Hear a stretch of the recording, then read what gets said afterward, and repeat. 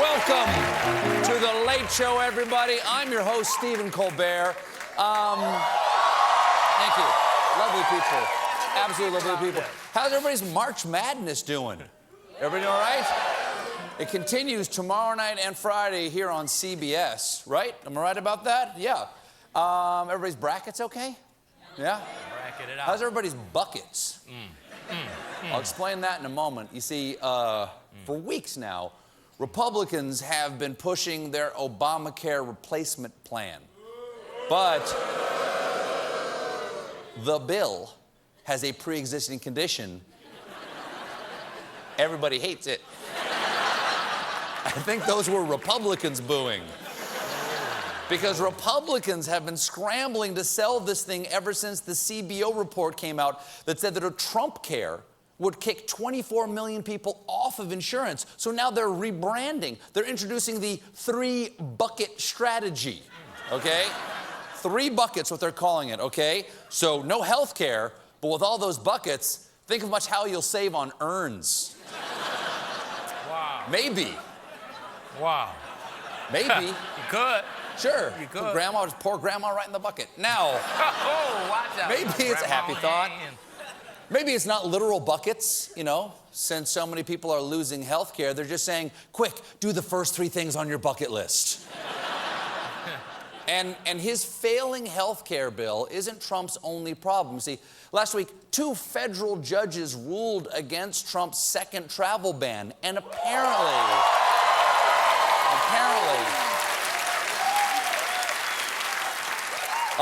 when Donald Trump heard about the ruling, he was upset. So, and this is true, White House officials tried to cheer the president up by showing him a segment on Greta Van Susteren's show, which argued the Supreme Court would never uphold the ruling, okay?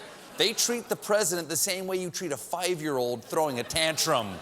Honey, calm down. Look, we got Frozen. We got the CD for Frozen. Let's put that in there. Now, please, let it go.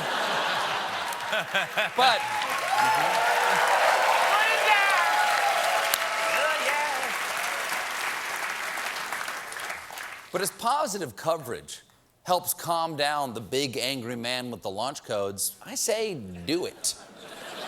And I want to help. That's why I had the Late Show's in-house news team, Real News Tonight, make a new report that the White House can play at any time.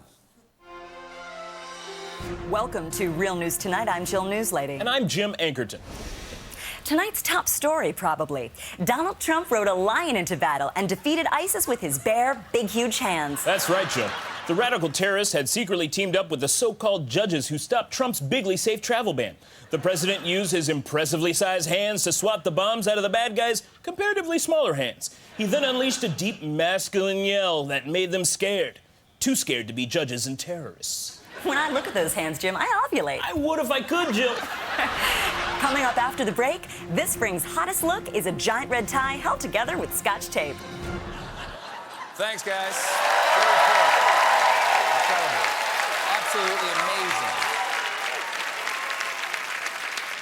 But, you know, I talk too much about Donald Trump. You know what I mean? I talk about him every night, and it makes me miss out on some other aspects of my life. There's so many other things to talk about. Like, I have not been talking to you about something called the Fat Leonard military sex scandal.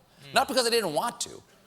It's because I just heard there was something called the Fat Leonard military sex scandal. You guys heard about this? Okay, yeah, I didn't. Okay, it centers around a 6-foot, 350-pound Malaysian defense contractor known as Fat Leonard. In exchange for classified information, Fat Leonard treated U.S. naval officers to decadent orgies in Manila, including a raging multi-day party at the Shangri-La Hotel with a rotating carousel of prostitutes. Of course, the carousel of prostitutes is the most popular ride at Prostitute World.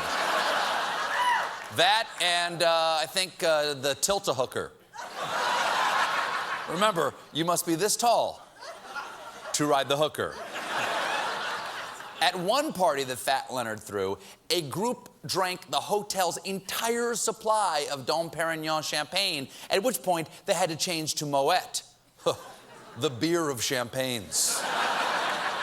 But they did use some of their time to bone up on their military history, because during another sex party, in the MacArthur suite of the Manila Hotel, historical memorabilia related to General Douglas MacArthur were used by the participants in sexual acts.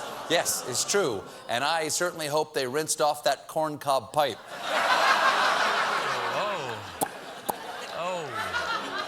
Wasn't that fun? Dishing about Fat Leonard and the horny old Navy guys?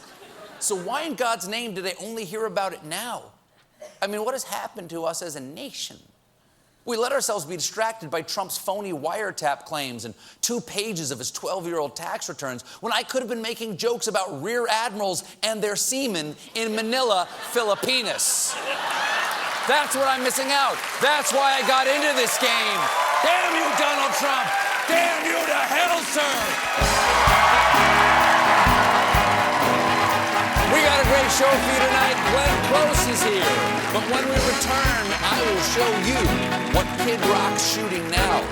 Stick around. Woo!